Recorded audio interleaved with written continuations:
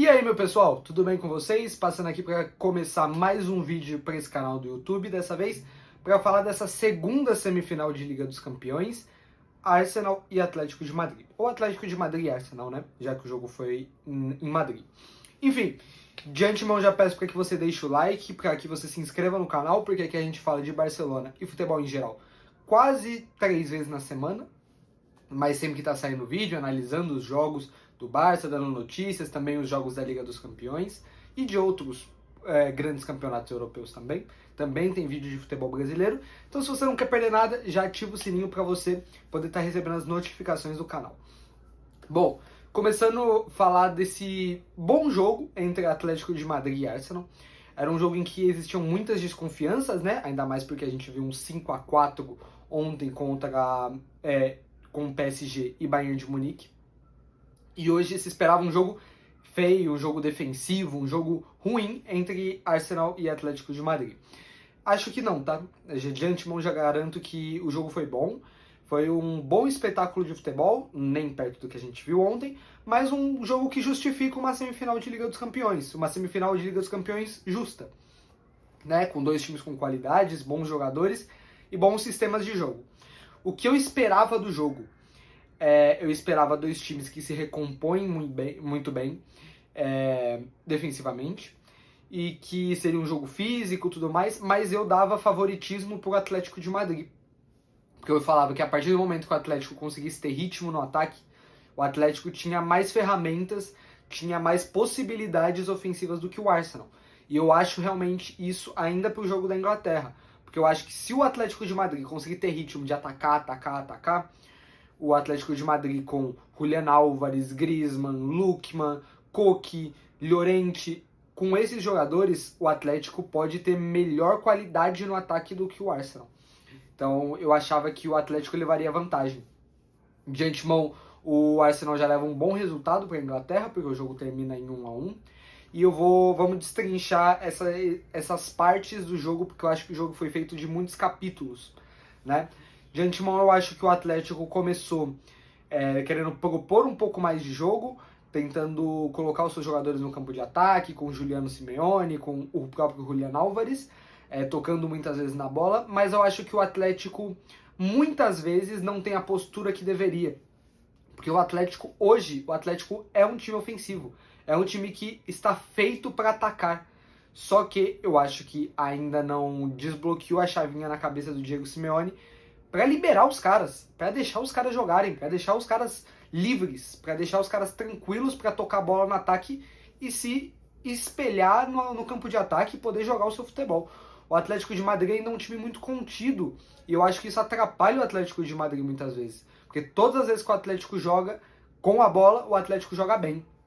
Então eu acho que o Atlético começou querendo ter posse de bola, mas ainda contido, muito preocupado, e eu acho que isso valeu para os dois lados. Mas principalmente o Atlético, que tem toda essa qualidade ofensiva, eu acho que foi um pouco contido no começo do jogo. O Arsenal, todas as vezes que queria pegar na bola, já estava claro que queria atacar com um pouco mais de velocidade. Claro que a partir dos 15 minutos após a primeira pressão do Atlético de Madrid, o Arsenal passa a tentar pressionar um pouquinho mais em cima, recuperar um pouquinho mais de bolas e ter um pouquinho mais de bola no campo ofensivo. Mas eu acho que o Arsenal, a todo momento, não queria rodar tanta bola de lado, queria dar mais passes na frente. Acionar o Gyökeres, que tem boa arrancada e tem bom corpo, passes com o Odegaard, passes rápidos, verticais, para poder justamente acionar os seus jogadores de frente. Tanto que o Arsenal melhora um pouquinho no jogo, e eu acho que os dois times ficam um pouquinho sem ritmo, porque não é nem característica do Atlético de Madrid, nem característica do Arsenal fazer um jogo plantado no campo de ataque, um jogo posicional, como o Barcelona faz, como o Paris Saint-Germain faz, o Bayern de Munique faz. E também não é característica desses times só contra-atacar. E também nem era possível, né? Porque as recomposições defensivas estavam sendo feitas muito bem. Então foi um jogo com pouco ritmo a partir dos 30 minutos do primeiro tempo. Porque eles não conseguiam nem trocar muitos passes no campo adversário para abrir espaços. E também não conseguiam gerar muitos contra-ataques, né? O Arsenal teve uma boa numa arrancada do Gyökeres, nessas que eu falei que o Gyökeres usa o corpo e acha o Odegaard dentro da área, num bom contra-ataque. O Atlético também teve uma boa com o Julián Álvares, que ele limpa a jogada e bate de fora da área. Então, eles tinham sim as suas chances, mas poucas chances pela qualidade dos jogadores que estavam em campo, justamente porque eu acho que foi um jogo um pouco sem ritmo, porque não conseguiam nem tocar tanta bola e fazer um ataque posicional, nem também contra-atacar, como a gente viu ontem com o Paris Saint-Germain e Bayern de Munique. No mais, acho que a partir do momento que o Arsenal ganha um pouquinho mais de campo e se sente um pouquinho mais à vontade para achar esses passes verticais, esse Atlético de Madrid não é tão defensivo e não é um especialista em defesa. Então, numa dessas, o Gyökeres é achado dentro da área, falta dentro da área, pênalti, o Gyökeres vai para a bola e marca o primeiro gol do Arsenal. Ali era um ótimo resultado para o Arsenal, né? Que tinha uns contextos de jogo muito bom. Perdão. Que tinha um contexto de jogo muito bom. Porque a partir do momento que o Atlético de Madrid subisse, o Arsenal podia forçar com confrontos físicos, fazer contra-ataques e tentar ampliar essa vantagem. Então era um muito bom resultado para o Arsenal ali no primeiro tempo. Acho que justo pelo que ambas produziram, se saísse um gol para cá, um gol para lá. Acho que teria sido justo e foi justo o resultado do primeiro tempo. O Simeone, na segunda etapa, vai muito bem, porque ele coloca o Lenormand no jogo. Mas é um zagueiro, sim, mas com a entrada do Lenormand, o Atlético de Madrid passa a jogar com 3 zagueiros e 2 alas, né? Ele libera o Llorente para não ser só um lateral defensivo que vai ficar plantado no Gabriel Martinelli, mas também um ala para poder atacar o corredor, né? A gente sabe que o Griezmann é o jogador que joga, é o atacante pela direita do Atlético de Madrid. Então o que faziam os atacantes do Atlético de Madrid no jogo?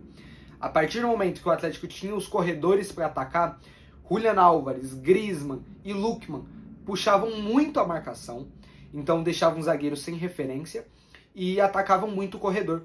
O Llorente recebeu muitas bolas para atacar pelo corredor, Griezmann e Julián Álvares principalmente geraram muito jogo, algumas boas chances para o Lookman, que não finalizou as jogadas bem hoje, mas eu acho que gerou também muito jogo. E no geral, o Atlético de Madrid voltou melhor em termos de postura. O Atlético de Madrid passou a pressionar melhor, colocou um marcador individual, o Koke, em cima do Declan Rice, e assim o Arsenal não conseguia sair com tanta qualidade. Então acho que o segundo tempo do Atlético de Madrid, principalmente até o gol e um pouquinho depois do gol, o segundo tempo do Atlético é muito bom. Muito bom. Acho que assim, mostrou o porquê essa equipe é ofensiva. O DNA dessa equipe hoje não é mais defensiva, é uma equipe ofensiva. E por isso que eu acho que o Simeone tem que permitir esses caras jogarem. Porque quando o Atlético foi contido, nem pressionou tão alto, quis ficar no meio do caminho, nem plantar o ônibus lá atrás, que não era jogo para plantar o ônibus lá atrás, nem quis subir, pressionar e colocar o ataque posicional em jogo, quando o Atlético faz isso, ele toma o gol. Porque o Arsenal começa a ter ritmo, começa a achar uma ou duas boas bolas espetadas, sai o pênalti e gol do Arsenal. A partir do momento que o Atlético sobe a linha, pressiona o Declan Rice individualmente, quebra a saída de bola do Arsenal, o Atlético de Madrid passa a jogar melhor, passa a atacar, criar chances. Teve uma bola na trave do Griezmann, também teve uma outra bola que o Griezmann bate e o Martinelli, com o braço completamente colado ao corpo, vai e impede o gol do Griezmann, porque finalizaria mais perto do que a marca do pênalti. Então o Atlético começou a ter muitas boas chances.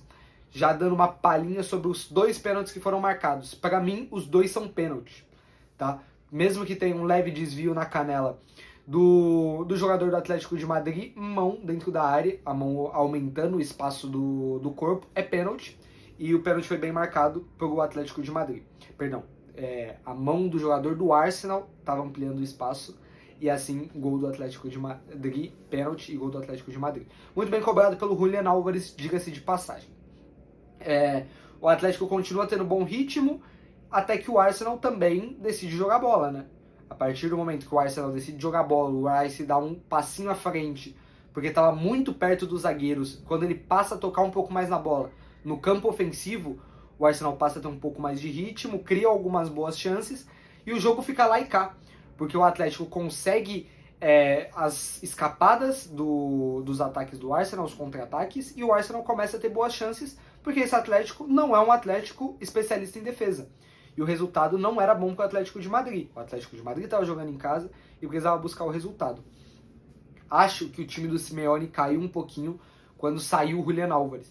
O Julián Álvares claramente não estava no seu 100% físico, técnico eu acho que estava, porque foi um dos melhores em campo, mas estava com dores no joelho, e ali aos 70 e tantos minutos, mais ou menos, ele pede para sair. Cai no gramado e pede para sair. Ali eu acho que o Atlético perdeu uma arma ofensiva muito boa, principalmente para puxar os zagueiros do Arsenal, para poder ter estilingada na frente. Então acho que por isso também o Arsenal melhorou um pouquinho no jogo. Já vou falar do pênalti, que para mim foi mal anulado o pênalti do Arsenal. Por quê? Porque é uma jogada infantil do zagueiro do Atlético de Madrid. É uma bola que vem dentro da área, o atacante toma a frente, toca na bola e ele é tocado dentro da área. Assim, gente, é mais uma vez que eu acho que isso aconteceu nas quartas de final com o Barcelona, que houveram 2 pênaltis a favor do Barça, na minha visão, porque são faltas, e falta dentro da área é pênalti, mas eu acho que faltou coragem para ser apitada. Hoje eu acho que aconteceu a mesma coisa. Tem o pisão do jogador do Atlético de Madrid sobre o atacante do Arsenal, que é um pisão com as travas da chuteira, que pega no pé e um pouquinho acima do pé, e com isso, não importa se o atacante do Arsenal depois ele pula, ele se atira, ele foi tocado, e um pisão dói pra caramba. Então assim, se acontece um pisão no meio do campo, o árbitro apita a falta e dá o cartão amarelo, em alguns casos, né? Mas invariavelmente ele apita a falta em pisões. Ainda mais quando não toca a bola, não há disputa de bola. Então, se há um pisão dentro da área e o jogador do Atlético de Madrid não toca a bola, eu não entendi porque o VAR se meteu. O VAR ele foi criado para evitar erros grotescos, né? Mas se o árbitro viu que tinha o toque, o único movimento que o VAR podia fazer é caso não houvesse o toque. Se não houvesse o toque, ele chama no monitor e fala, vai corrigir o seu erro porque não teve o toque. A partir do momento que há o toque e o árbitro viu e interpretou no campo que é um toque para pênalti, aí não tem o porquê o VAR se meter, né? Acho que foi um lance de VAR brasileiro no VAR europeu. Um VAR que se intrometeu aonde não devia. O pênalti foi mal anulado. Acho que o Arsenal sai um pouco prejudicado, porque é um pisão dentro da área que, no fim das contas, é falta, e falta dentro da área é pênalti. Enfim, no geral, o jogo termina assim, né? As duas equipes um pouquinho mais soltas, um pouco mais corajosas, e um jogo de lá e cá. E eu gosto disso, porque a gente viu um dos melhores jogos da história da Liga dos Campeões ontem, entre PSG e Bayern de Munique. Mas, no geral, hoje, Atlético de Madrid e Arsenal mostraram que também podem jogar um bom futebol. O Arsenal vem dando péssimas sensações de jogo nos últimos meses de campeonato inglês e de Champions League. E o Atlético de Madrid basicamente parou de jogar no campeonato espanhol para focar nas Copas. Perdeu a Copa do Rei, passou sendo derrotado pelo Barcelona na sua casa, na Liga dos Campeões. Passou tendo enfrentado o Barça, que tomou 2 cartões vermelhos e que merecia uma melhor sorte. Mas enfim, então eu acho que o jogo chegou com muita desconfiança em torno desses dois times. E ambos mostraram que podem fazer um bom espetáculo de futebol, podem jogar um bom futebol. Só que basta ter coragem. Eu falo de novo, se o Atlético de Madrid, que não é um time defensivo hoje, for à Inglaterra querendo minimizar erro, querendo jogar contido, querendo ficar no meio do caminho, é mais provável que ele perca o jogo do que ele ganhe, porque se ficar nessa indefinição, cara, uma estilingada do Arsenal pode destrinchar o jogo.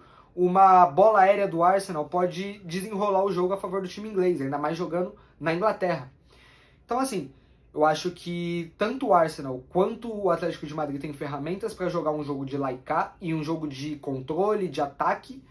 Então, eu espero que os treinadores tenham visto isso hoje e que a chavinha na cabeça do Diego Simeone tenha sido destravada para que a gente possa ver um espetáculo ainda melhor na Inglaterra.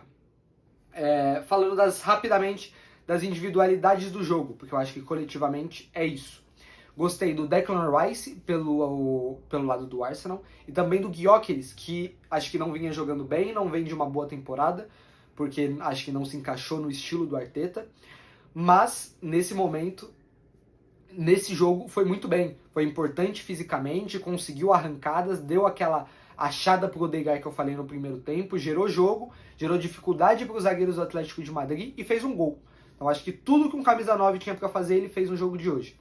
Por parte do Atlético de Madrid, acho que o Lookman foi bem, mas poderia ter finalizado melhor. O Griezmann e o Julián Álvares geraram muito jogo. E o Koke fez um papel tático muito importante de anular o Rice em uma devida parte do jogo. Já ia me esquecendo. Eu gostei muito do Llorente também. Quase sempre eu gosto do Llorente, tá? O Llorente é um dos melhores jogadores do Atlético de Madrid na temporada. Só que, como eu falei, estava jogando de lateral direito, estava muito preso. A partir do momento que o Simeone libera ele para atacar o corredor, acho que vai muito bem e se tornou uma arma poderosa para o Atlético de Madrid na frente. E olho no Llorente, tá? Pode até ser o lateral titular, direito titular da Espanha na Copa, dependendo de como chega o Carvajal. O Llorente pode ser uma alternativa do Luis de la Fuente. Enfim, só uma observação. Espero que vocês tenham gostado, pessoal. Deixa nos comentários se vocês estão gostando desse estilo de vídeo. Fiz vídeo falando do confronto entre Paris Saint-Germain e Bayern ontem. Fiz vídeo de prévia antes dos jogos, é óbvio. E também estou sempre fazendo análise dos jogos do Barça. Comenta aqui o que vocês gostariam de ver, se gostariam de ver notícias também, se gostariam de ver mais vídeos analíticos, taticamente falando. Enfim, já deixa aí o seu feedback nos comentários. Já deixa o like, se inscreve no canal, ativa o sininho para não perder mais nada, que ajuda também o meu trabalho. E é isso, pessoal. Muito obrigado por assistir até aqui e agora eu fui. Valeu!